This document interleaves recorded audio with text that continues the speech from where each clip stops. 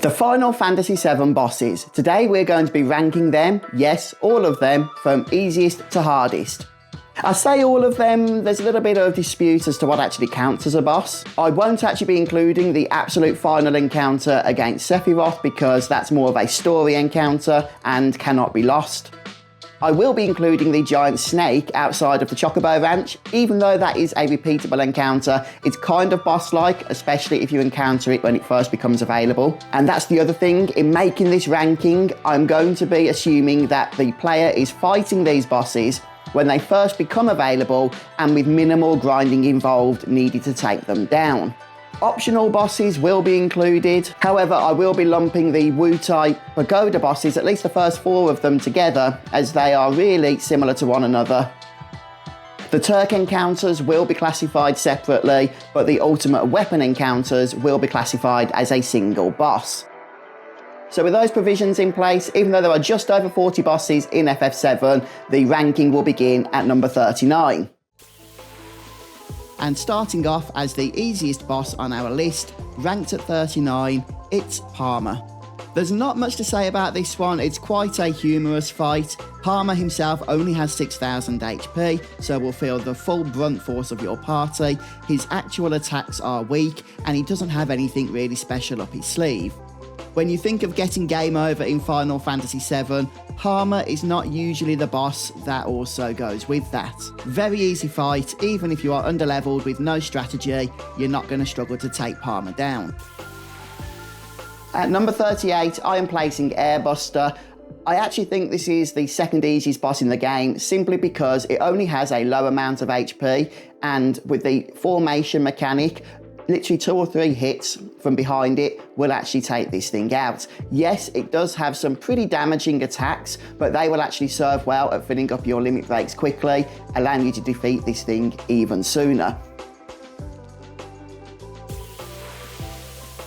So the reason I've ranked the Scorpion above other bosses such as 100 Gunner and the Airbuster is simply because of its tail mechanic. Now this was not helped, especially for new players, with the poor translation of FF7, which actually encourages you to attack when the tail is up. This will mean it will unleash its tail laser for nasty amounts of damage, and especially new players, it's not out of the realm of possibility to get that game over.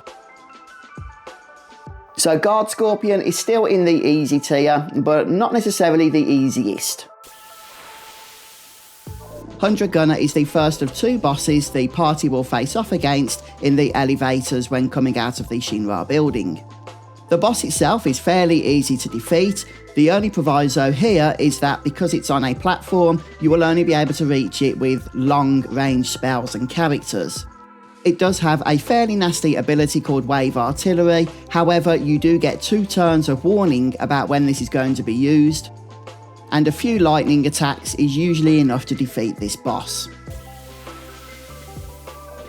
I'll be honest, I was thinking about placing Motorball a little bit higher up in the list, but I've decided to keep him in the easy tier because literally a few lightning bolts and limit breaks and he does not last long at all. His most powerful attack only does about 200 points of damage, and that's single target so it can quickly be healed. The one confusing thing about this fight, especially for new players, is that it will always begin as a back attack, so if you have not preempted this by moving all of your characters into the back row, then you may be taking a little bit of additional damage.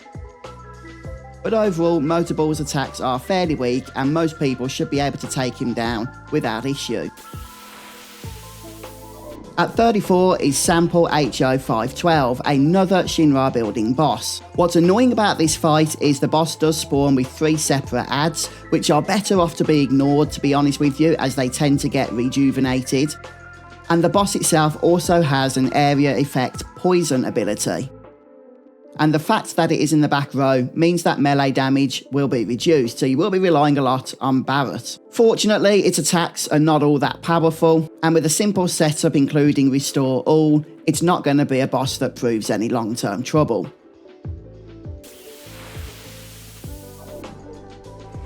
Immediately after defeating 100 Gunner, Heli Gunner is going to join the battle arena. So if you've already taken HP damage and consumed MP, you are going to have to manage that as you enter this next fight. Heavy Gunner itself is not difficult in and of itself, but because you may be coming in a little bit crippled, it is going to prove an issue. Annoyingly, it can also inflict sleep and poison, at least for the first part of the battle. The second half of the fight, it stops casting statuses, but its damage levels ramp up, and so do its defences. Little bit of trivia for you, 100 Gunner actually has XP, AP and Gil on its drop table. However, for some reason the game never rewards this, so once you've completed the battle, only Heavy Gunner's rewards are actually given to you. The Red Dragon is one of 2 bosses in the Temple of the Ancients, and definitely the easiest of the 2. And even with a minimal party setup, you are not going to have too much trouble with this, although if you are particularly underleveled, it could cause an issue. But the thing about Red Dragon is that every single one of its attacks will only target a single party member, so as long as you are able to keep one party member healed after each attack, then this fight becomes a bit of a formality. New players especially are still likely to have Ares in the party at this point, and even without thinking, you will probably have Restore All equipped. So even though some of its attacks can be quite damaging, it's nothing you can't really handle. For our next ranking, we're going to be facing off against the Turks. This isn't our first battle with them, but it is probably the easiest. In this fight, we'll be fighting Reno and Rude, but defeating one of them will be enough to win the battle. Rude tends to heal Reno, but once you've spotted that, taking down Rude is definitely the best way to go. In this fight, the Turks are susceptible to various status ailments, and they themselves don't put out too much damage. And a little trivia for you, in this battle, Rude will not attack Tifa unless she's the only party member left standing. Next up, we have the first 4 Pagoda bosses as part of the Wutai side quest, and I've lumped these in together since you will fight them successively, and they're all fairly similar. Out of the 4, the most difficult is probably Chekhov, which has 5000 HP, and a nasty ability called Stare Down, which has a tendency to paralyse Yuffie. Now remember, Yuffie will be taking these encounters on solo, but their attacks are weak, and as long as Yuffie has some form of healing, she's not going to have any trouble, and if she does, then you're not going to get past the final challenge, which we'll talk about further down in the list. Genova Birth is the first of several battles against the shape-shifting extraterrestrial, and unsurprisingly the easiest of the lot. It does have some annoying abilities, including the ability to inflict statuses such as Stop and Poison, and if you go in unprepared, they can be a bit of a pain to deal with. That said, the majority of its turns won't be all that damaging, and the party has picked up some nice abilities by this point. Overall, it's a great introduction to Genova, but the battles with it only really get harder from here on out. Next up, I'm placing Dine, another solo boss encounter, this time against Barrett. And the thing with this fight is it ramps up in difficulty the longer it lasts, so to begin with it's not all that challenging, but as Dine's HP begins to deplete, he will start to use more powerful abilities and will be engaging in multiple attacks on each single turn.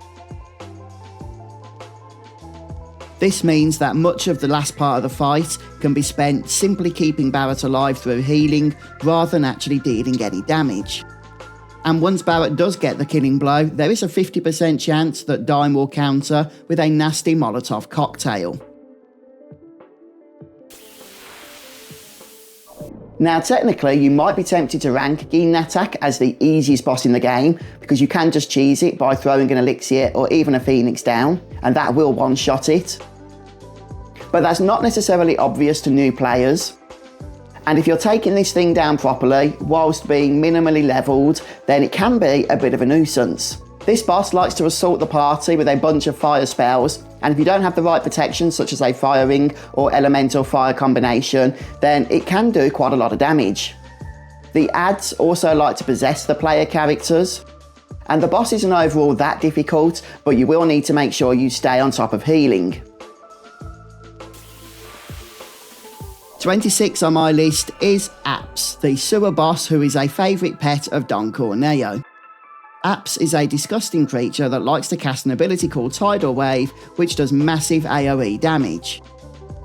and it's really important that you heal up from this. Now what's interesting about this is if he pulls the tidal wave from behind the party is going to feel the brunt of that. However, he might pull it from behind himself, in which case he will be damaging himself and doing reduced damage to your characters.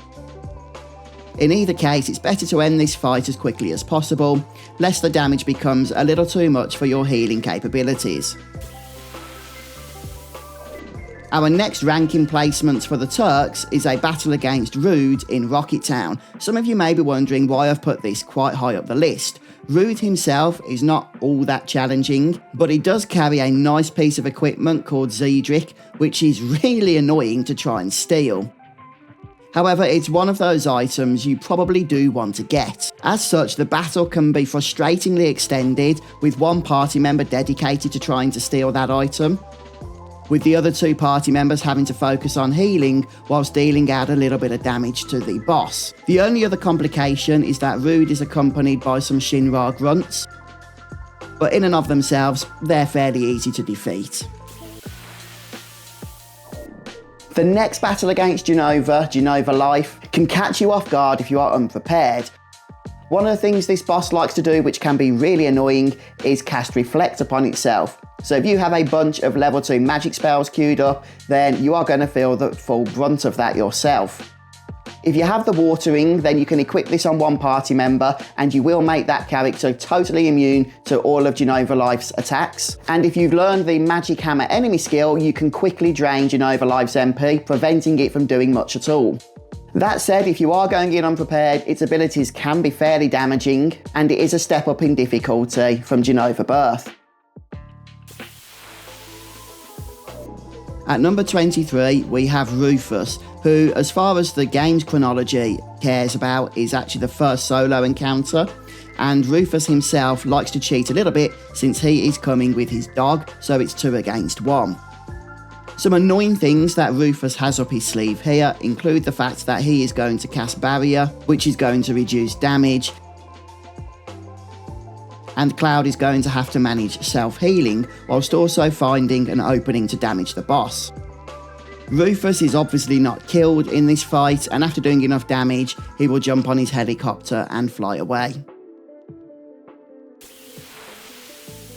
Our first boss fight of Disc 2 of Final Fantasy VII can be a real pain. It actually has 2 heads and thus 2 targets, with one of those heads dealing fire damage and the other dealing ice damage. And the thing is, while both heads are alive, it can also perform combined abilities in its breath, which can hurt the party a lot. The fight itself is complicated because ice attacks will heal the ice head, fire attacks will heal the fire head.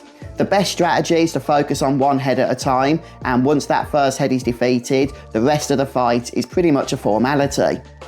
And since this boss uses only magic-based attacks, a few rounds of Magic Hammer can effectively deplete all its power. That said, if you do go into this battle unprepared, Schizo might be a bit of a nasty surprise. It may seem strange for veterans to see Reno this high up in the rankings at 21. The reason I've put him here is because if you go into this not knowing much about the fight, then it can be somewhat annoying. The pyramid ability in particular is not obvious that you need to attack the party member it's afflicted by in order to free them, as this will be the first time in the game that you are expected to target one of your own party members with a physical attack. And I remember as a kid getting game over on this fight multiple times before I defeated it, and even then when I did take Reno down, I had 2 party members in pyramid. Yes, for veterans now, it's not that much of a difficult fight, but going in unprepared, without any explanation, it can be a real nuisance. So Bottom Swell is a boss in Junon that has a similar ability to Reno's Pyramid. This time it is called Bubble. Unlike Pyramid, the Bubble ability can only be destroyed using magic attacks, not physical attacks, and it has to be selected specifically. You can't just target the party member affected. Another mean ability from Bottom Swell is the Big Wave. A little bit like Aps's Tsunami ability, this will do heavy AoE damage to the party, only this time it won't damage Bottom Swell itself. And another complication is that Bottom Swell can only be targeted with long-range abilities and party members. Raps isn't really a hard fight. It doesn't have much HP, most of its abilities are not all that damaging. It does like to cast a powerful wind arrow spell, so you do need to be prepared to heal. The main problem is you are doing this fight without your materia, as this fight occurs during the event of Wutai when Yuffie has stolen it all. As such, you are at the mercy of using just physical attacks and items, so this is certainly a unique encounter and one that can definitely catch you off guard. Next up, we have what is quite possibly the largest boss in the game. It is the Proud Clod. The thing with Proud Clod is it just has a multitude of different abilities. It has things firing at you from every orifice. Fortunately, its abilities don't deal huge amounts of damage. What's annoying here is that Proud Clod has a large amount of defences and also a high amount of HP. That means the battle is going to drag on a little bit, especially if you've got the party underleveled or haven't been doing much optional grinding. You can effectively run out of MP to cast your abilities before you are even down to half of the boss's HP. So even if his attacks aren't that powerful, it does become a slog with him constantly chipping away, and that can make this battle a little harder than you might initially expect. Materia Keeper is possibly the first serious skill check for new players in Final Fantasy VII, and it has a number of debilitating tricks up its sleeve. First off, its attacks just hurt. Its Hell combo can quickly destroy a single party member, and its Trine Area of Effect enemy skill can wipe out the rest of the team. But what makes this boss a real nuisance is that it will start spamming Cure 2. Now, if you don't have the damage to get through this ability, then this could be a prolonged encounter, and you are at the mercy of trying to get critical strikes in order to eventually whittle down its HP to 0. So not only is this a skill check, but it's a damage check as well, all in the same boss. And coming in at number 16, we have our next Jenova form, the Death form. Now, all of Jenova Death's attacks are actually magical based, and you can technically cheese this fight by equipping a firing on one party member, as all of those magical attacks are also fire oriented. But assuming you didn't know that, there are a number of things that make Jenova Death a really tough battle. First off, it will often inflict silence on all the party at once, and it can attack up to 3 times in a single turn. Tifa is a required party member for the battle, and if you've not been using Tifa, then she is going to be severely underleveled for this fight, and the 25,000 HP total can provide a bit of a grueling time. Godo is the final boss of the Wutai side quest, and it's going to be undertaken by Yuffie alone. And this guy can be a real pain, okay? Especially when you are doing this early as soon as the side quest becomes available. You haven't really done a whole lot of preparation. You are going to have to contend with a number of different abilities, and Godo will switch between its phases to determine which abilities it's going to cast. It can cast Annoying Status ailments, it can cast Cure 2 to keep itself topped up with HP, and it doesn't even use an ATB gauge for that heal. It will cast Cure 2 every time Yuffie deals direct damage. In fact, if Yuffie's abilities are still doing under 1000 HP of damage, which is very likely at this point in the game, then he effectively becomes virtually impossible unless you poison him, and even then it's going to be a very slow, grueling encounter. Godo is just a nasty fight. For the next ranking, I'm placing Safer Sephiroth, the final boss form of Seph that you have to defeat. Fortunately, this is a little easier than the previous form, as it is just a standard battle with 3 party members and no convoluted mechanics to work through. However, being the final boss of the game, you can expect Safer Sephiroth has an arsenal of abilities that can be truly destructive. He has a number of nasty status abilities he can cast, such as Break. He can cast barriers upon himself and remove barriers you cast on the party. And definitely the most destructive ability is the well-known Supernova. After the long spell animation, this is going to reduce your HP to 1/16 of its maximum on all 3 party members, along with casting Confusion, Silence and Slow. However, Heartless Angel is a similar ability which reduces the HP of your party to just 1. Fortunately, he only casts this when his own HP is very low and you may never see it throughout the fight. It's time to encounter the Turks again, this time in the crash plane under the ocean, and quite possibly one of the toughest fights against them, even though there's only 2 of them, Reno and Rude, on this occasion. They unleash nasty attacks that can do a lot of damage, and they also have an arsenal of status ailments to afflict the party with. This is one of those encounters where if you've leveled up a fair bit and have gone into the fight fully prepared, it won't pose too much of an issue. But if you're accessing the crash plane as soon as it becomes available with the submarine, and you still haven't done any grinding with your characters, then the Turks can definitely pose a bit of a problem. Kariyama is another one of those bosses that, yes, if you are a veteran and have souped up your party, perhaps having Knights of the Round or a powerful Omnislash, you can easily dispatch this boss without any issue. But if you fight it as it is intended, it is actually really difficult. First off, it has a habit of opening the battle with a first strike laser ability that just wreaks havoc on the party, and just as its name implies, it can carry 2 of your party members at once with its claws. And what's worse is if the final party member remaining that's having to now engage in the fight is killed, then it is a game over. Plus, the party members it carries take constant damage. Kariyama is generally considered one of those story fights that does prove to be a stumbling block to newer players. Unfortunately, its ability to just cause a lot of trouble very quickly is not to be underestimated. At number 11, I've placed Diamond Weapon, a nasty boss fight that you encounter just before the raid on Midgar, and a few things make this fight annoying. First off, Diamond Weapon has a pretty healthy amount of HP, so the fight can be a long one. It keeps reverting to an immunity to physical attacks, which can be annoying, and it has a nasty ability that depletes all of the party's HP to just 1/8 of their maximum, and also casting silence at the same time. Most of its other abilities are not that damaging, but you are going to need a healthy supply of healing magic in order to persevere through the encounter. Interestingly, you don't actually defeat Diamond Weapon here, as that happens during a cutscene later.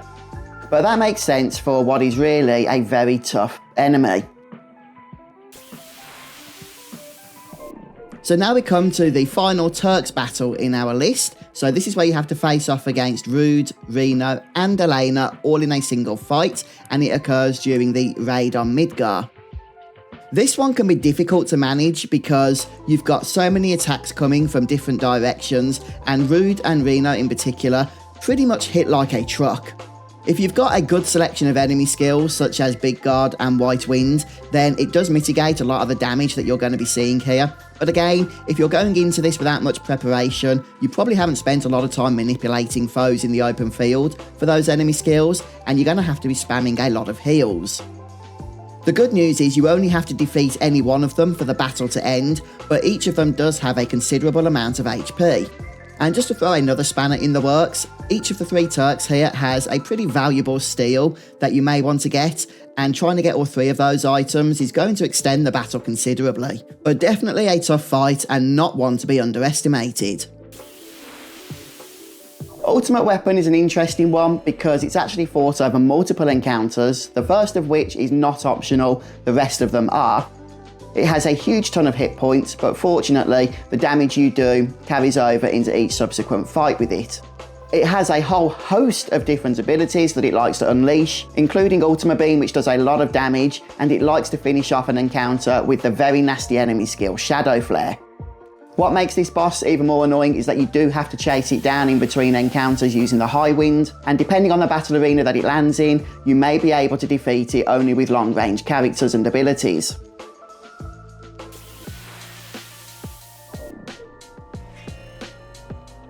So next up, we come to the end of the raid on Midgar and the face-off against the man himself, Professor Hojo. Turns out he's been injecting himself with Genova cells for all kinds of weird results, and effectively what this means for us is a 3-stage boss fight. Now, it's important to note that you don't get a chance to heal between these stages, so as you defeat each of these forms of Hojo, you are thrust automatically against the next one.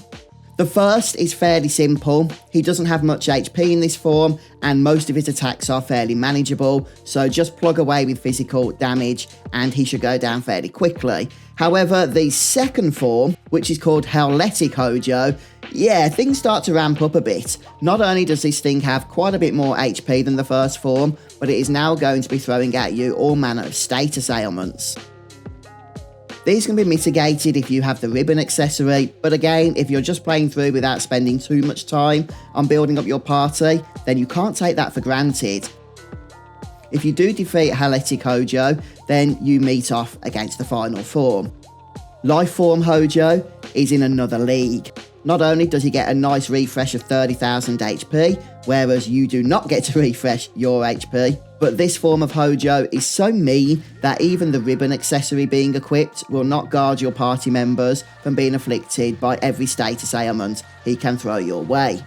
So not only does that make this fight tricky, but this form of Hojo has some really nasty physical abilities and combos that will just do a ton of damage. Counter-attack materia is going to be useful here if you remember to equip it, but ultimately be prepared to go through a lot of healing in order to finally have the stamina and the fortitude to take this boss down.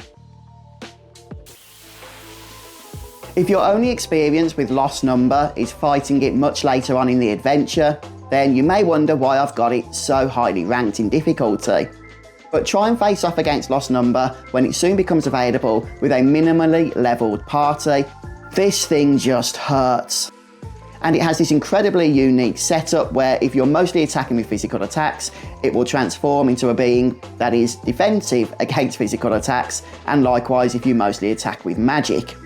Which means you're going to be forced to think outside of the box if all of a sudden your physically oriented party is facing off against a creature where you are now going to have to use magic only, and vice versa. And in its physical form, it hits like an absolute monster, and even in its magic form, it casts some very damaging spells. So Lost Number is not an enemy to be trifled with, and I can definitely see why Hojo was keeping it locked up in that safe. And now we have our final battle against Genova Synthesis. It is actually a lot tougher than you may remember. First off, the fight is split into different targets. You have the tentacles and the main body, and depending on if the tentacles are alive, will determine what abilities Genova Synthesis is able to cast. So if the one tentacle is alive but the other is dead, this boss likes to spam Cure 3, which does a ton of healing and is difficult to damage through. And that's an area of effect heal as well, so all parts are healed. Of course, as expected by this stage, this boss is able to cast some selection of status ailments which will need to be protected against or contended with mid-fight. And the killer thing is that once this boss reaches 15,000 HP, it will begin a 5-turn countdown, at which point it will explode an Ultima onto the party. Oh, and a little bit of trivia for you. For those of you that do choose to cheese this boss with a Knights of the Round cast, you will one-shot it, but the game doesn't necessarily let you get away with that because you'll then considerably buff the final two bosses of the game itself. And as we get into the top 5, the first of these is the Midgar Zolom, the giant snake creature outside the Chocobo Ranch. Again, I mentioned at the start, it's controversial whether this is even classified as a boss, as it is a repeatable encounter, but it certainly feels like one, especially if you are fighting it when you first encounter it. And quite simply, if you go into this unprepared, you are not going to beat this fight. Even if you somehow survive having a party member ejected from fight, followed up by a bunch of one-shot abilities, you are then going to have to contend with the beta enemy skill, which will probably do about 1.5 to 2 times the amount of maximum HP your party even has. The only way to take this fight down when you first encounter it is to be fully prepared with elemental fire. Sure, later on down the road you can one-shot this, but when you first encounter it, it's a very tough fight, definitely worthy of a number 5 place. And now we have my own personal nemesis, which is Demon's Gate. This thing would often lead me to a game over screen in my childhood when I would play through Final Fantasy VII, and it was often, no pun intended, a brick wall on many of my playthroughs. First off, its speed stat is basically through the roof, so it is going to be spamming ability after ability, and its abilities hit hard. It has single target spells that usually involve caving of rocks, and that hurts, but also its Demon's Rush ability will do massive damage to the entire party, and at this stage in the game, its 10,000 HP can be a real slog to get through.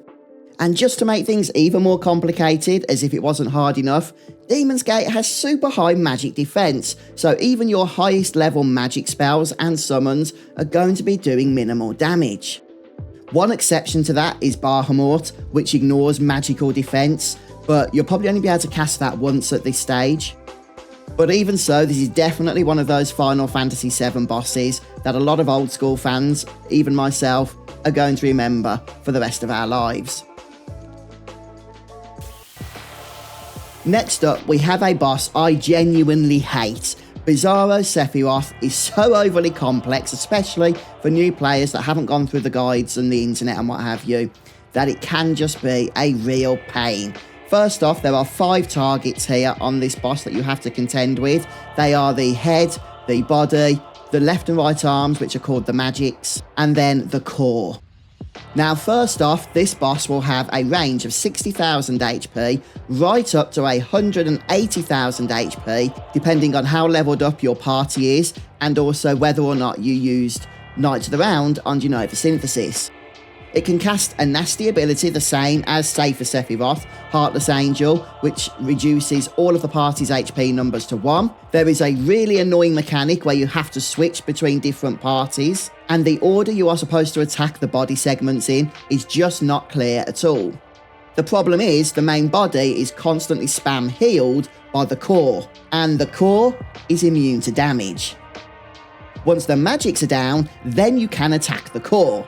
Once you finally get the core down, then you can be safe to attack the main body without it being healed. Only then can you do the massive amount of damage required to the body in order to defeat it and finally bring this boss down. And I do say it is one of those fights that, unless you come into it over-leveled or with some super powerful abilities, it's just not that fun. It is just plain irritating.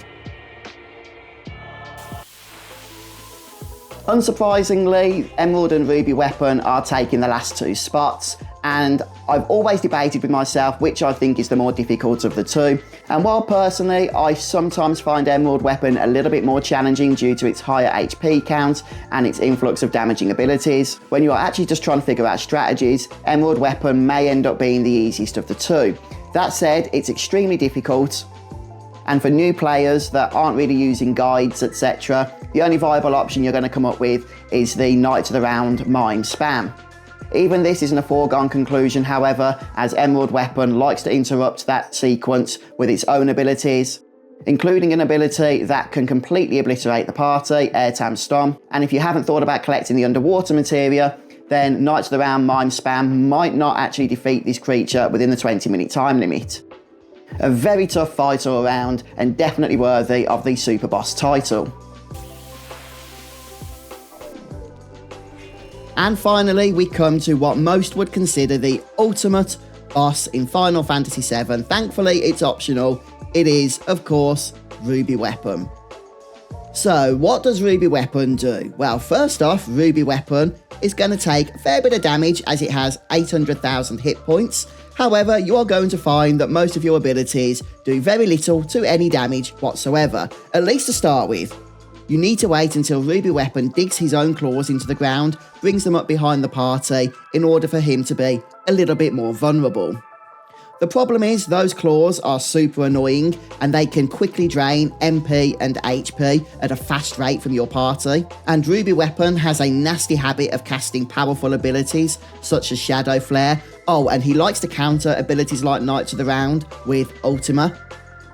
Oh, and did I mention that he will randomly remove party members from the battle permanently, leaving you with eventually just one party member to contend the fight? With Knights of the Round linked to HP Absorb, and with Hades also part of the routine along with the W Summon, then you can effectively use Hades to keep Ruby Weapon paralysed so he can't counter with Ultima, and Knights of the Round will heal your solo party member when the tentacles do damage. But if you do get to take this beast down, then congratulations, you've mastered Final Fantasy VII at this point, let's be honest. And there we have it, folks, all the bosses ranked, at least in my opinion, how they should be ranked. But do you agree or do you disagree? Let me know down in the comments below. Which boss is your favourite in Final Fantasy VII? Thank you so much for stopping by, checking out the video. I've been your host, Simon, as usual, and I'll catch you in the next one.